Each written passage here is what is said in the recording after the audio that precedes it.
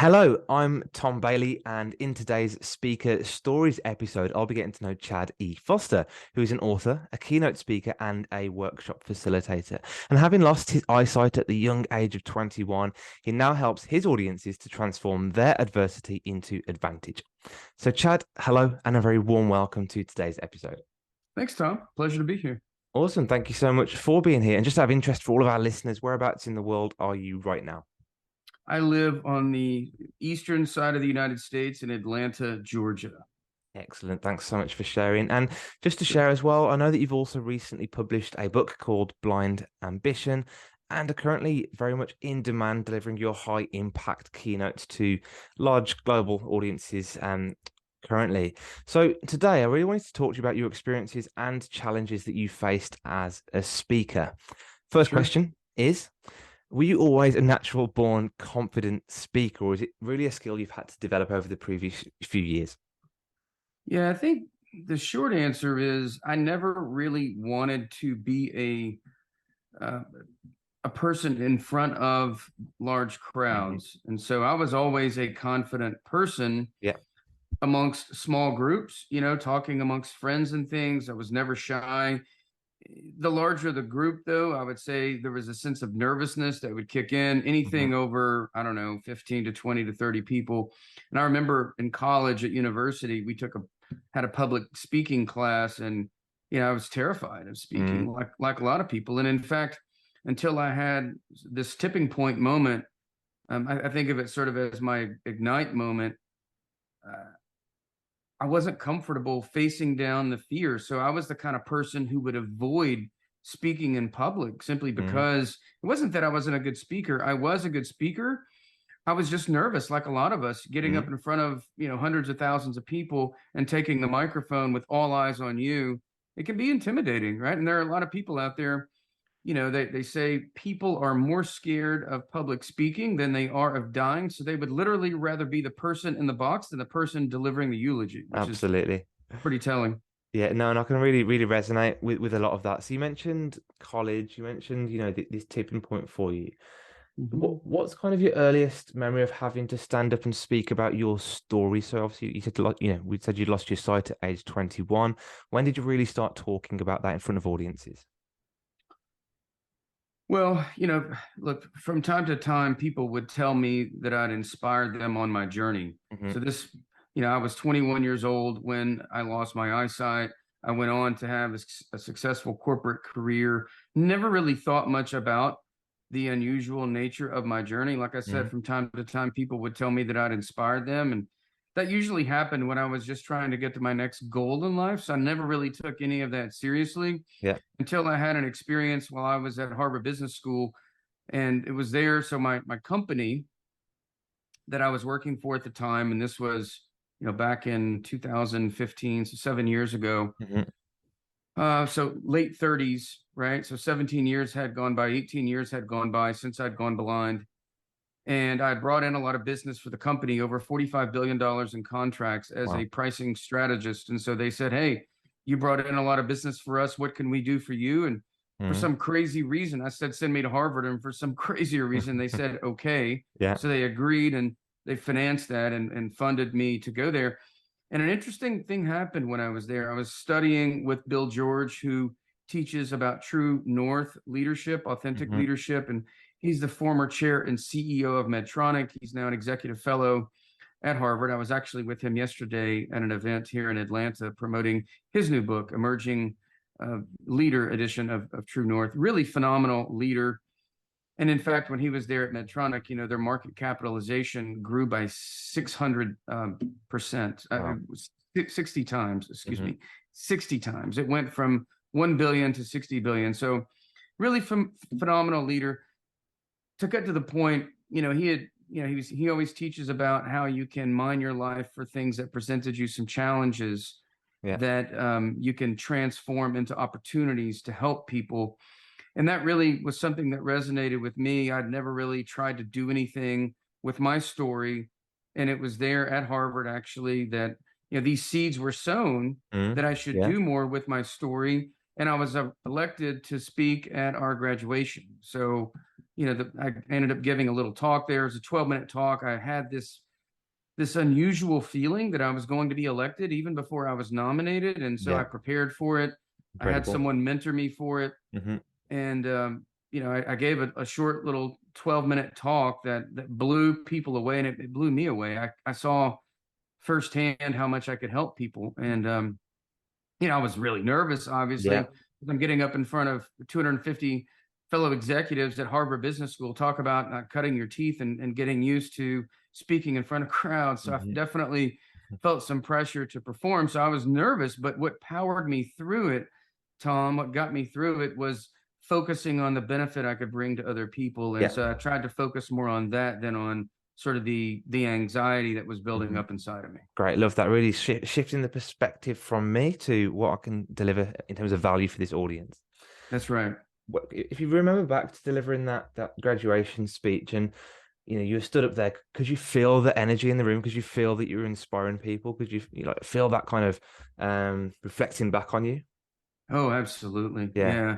Yeah. And, being totally blind, right? I can't see the looks on people's faces, Mm, but you can feel the energy coming back at you. And in hmm. fact, it's one of those things now, as a professional speaker, this is what I do, many 50, 60 times a year. Yeah. And what a difference it is giving a virtual talk versus a face-to-face talk. We all came through COVID and there were a lot of virtual talks, and I love to speak and I love to help people, but it really energizes me to do the Mm, face to face. When you're doing a virtual talk, you don't feel the energy yeah. coming back at you like you do when you're in front of a crowd, and it's really energizing as a speaker. Yeah, and I can't resonate with this, but I'm assuming that your other senses are amplified in the room, so you can hear the movement in people's chairs and the Oh yeah. energy. And yeah, I love that. Yeah, you pay more attention to it that evening in particular. And in fact, there's a really poor video out there on YouTube that someone shot with their YouTube, Yeah, or excuse me, with their iPhone yeah. and put it on YouTube. And you could hear at the beginning of my talk, you can hear the cutlery and the clanking around because it was right after dinner, Hmm. which is not advisable from a speaking standpoint, No, but it was a graduation ceremony. yeah, But you could hear, and I pay attention to this, the further I get into my talk, there's just when I'm in between stories, dead silence, right? Because mm. everybody is just really listening They're hooked. attentively. Yeah, Yeah, exactly. Which is yeah. that's when you know you're on the right path. I love this. It's almost like you kind of got the bug, for speaking at that point, and that really, it's made things move more towards you now going into this journey as a speaker. So I just want to just talk Yeah. about that next step then. So obviously you got the bug, you stood up and you felt that energy. Did you then go proactively looking for more speaking gigs, or did people come to you? I would say I started looking, and Hmm. I guess it was both. Yeah. People who attended that particular event, they remembered that, and they were Mm, so impacted by that they came back to me, my classmates. But I started looking for them as well, and I yeah. realized, that was a 12-minute talk. To be Mm, a high impact speaker, I need more than 12 minutes of speaking content. I need at least, 55 minutes, yeah. 45, 60 minutes, because that's where most keynote sessions are. So I spent the next probably 4 to 6 months working on my first keynote, and Hmm. it took a lot of time to come up with the right content. And then, of course, I've refined that over the years as well and developed new content and different programs. So I have, my signature talk, which is Blind Ambition, the Yeah. same name of my book. But I also have a program on diversity. I have a program on comfort zones. I have workshops on how to build more resilience. And so I started building content. But yeah, I didn't really know at that time how to connect the dots between what I had to say and people who wanted to hear it. And so Mm. for the first several years of me speaking, it was a lot of word of mouth. People who had heard me speak referred me to have other people, bring me in and have me speak there. Right. It sounds like there's quite a lot of advice because a lot of people that listen to this podcast are, let's call them aspiring speakers. So the advice I'd take from that is, you need to take the time to develop that first keynote, choose your topic, create some great content. And then, like you said, really just get yourself out there because that will build into referrals, build into word of mouth. And That's right. ultimately, yeah, you should start the ball rolling as such from a speaking perspective.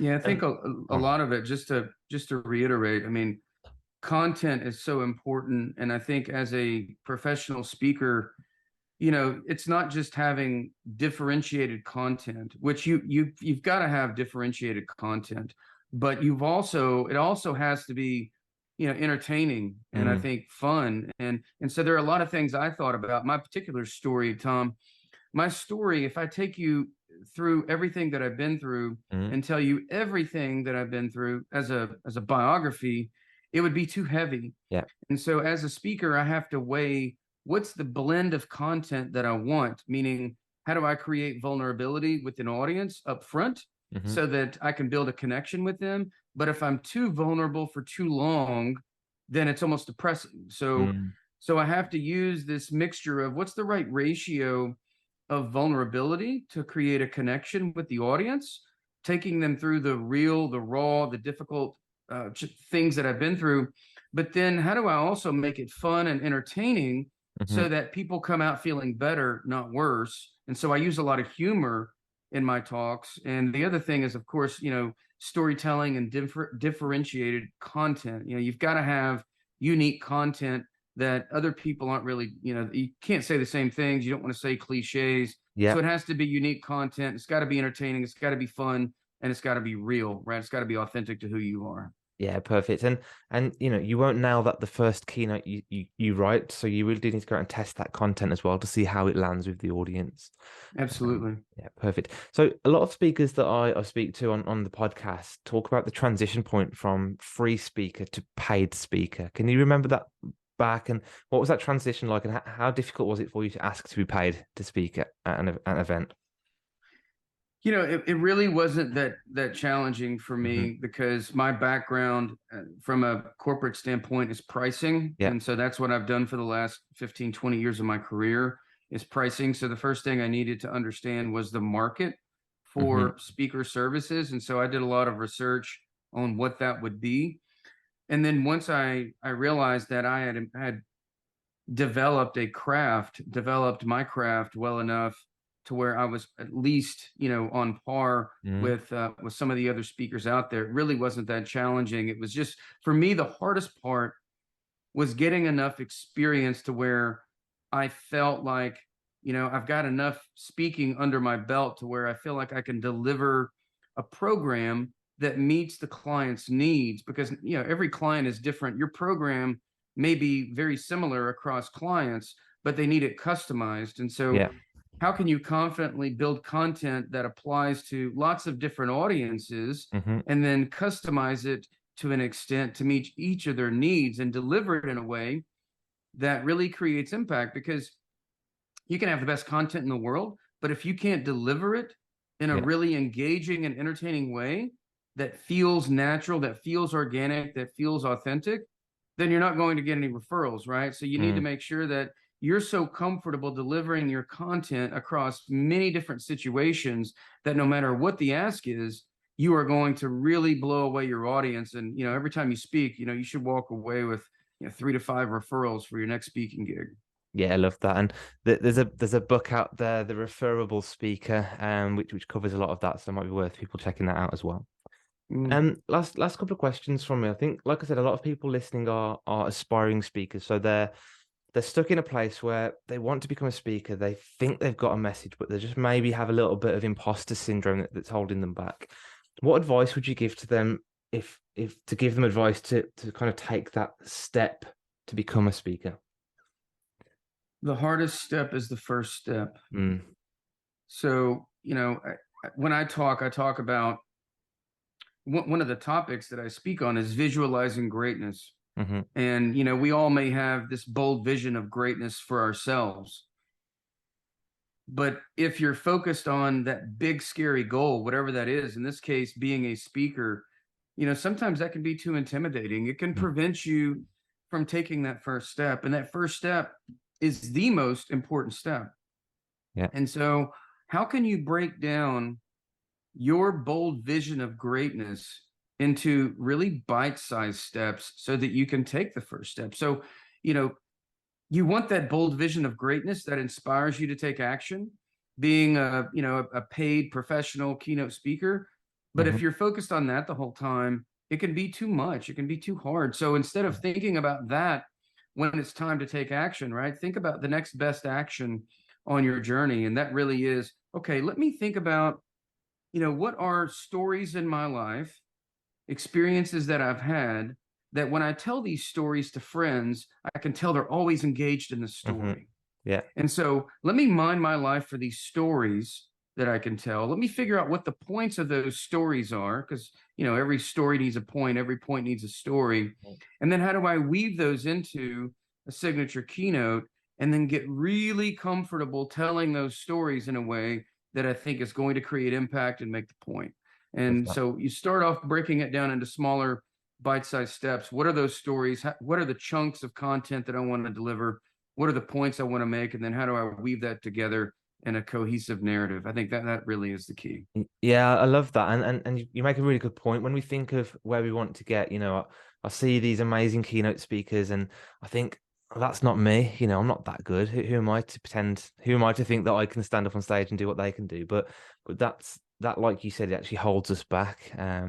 So it's breaking it down to that first step and just taking action, and you'll They get there weren't born eventually. like that. They weren't born like that, Tom. No. I mean, you know why they're that good is they've had reps, they've had Mm, repetitions, they've done it hundreds or thousands of yeah. times. First time I did it compared to where I'm at today, it's night and day, Yeah. right? First time I got up there in front of a big audience, of course I was nervous, Mm, right?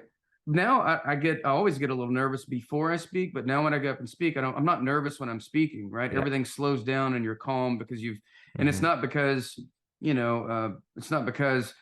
it's magic. It's because I've had so many experiences doing it that I'm used to it now. Mm. Yeah, and confidence comes from competence. So yeah, get out there and get Absolutely. those reps in. Perfect. Well, last question from me today is if anybody wants to book you as a speaker, find out more about you, or in fact buy your book, where's the best place for them to go online? Yeah, if they go to my website, which is chadefoster.com, Mhm. I've got videos there. There's book. If you click on the books link, it'll take you to where they can find my book, which is at Amazon, Barnes and Noble, Books a Million, where basically wherever books are sold. And Yeah. there's an inquiry form there. They can watch my videos. They can inquire about speaking. Hmm. I'm with all the major bureaus or most of the major bureaus at this point too. So if they want to book me through a bureau, I'm available there as well, whether it's Kepler Speakers or Premier Speakers or American Program Bureau. I'm not sure exactly what you all use mainly in the UK, but those are some of the ones that are more popular here in the US. Fantastic, great. What I'll do as well is I'll post links to all of those in the show notes so people can just click on that and dive right in. Beautiful. So, Chad, thank you so much again for your time today. I really appreciate you coming along and sharing your story and such great advice with our audience. My pleasure. Thanks, Tom.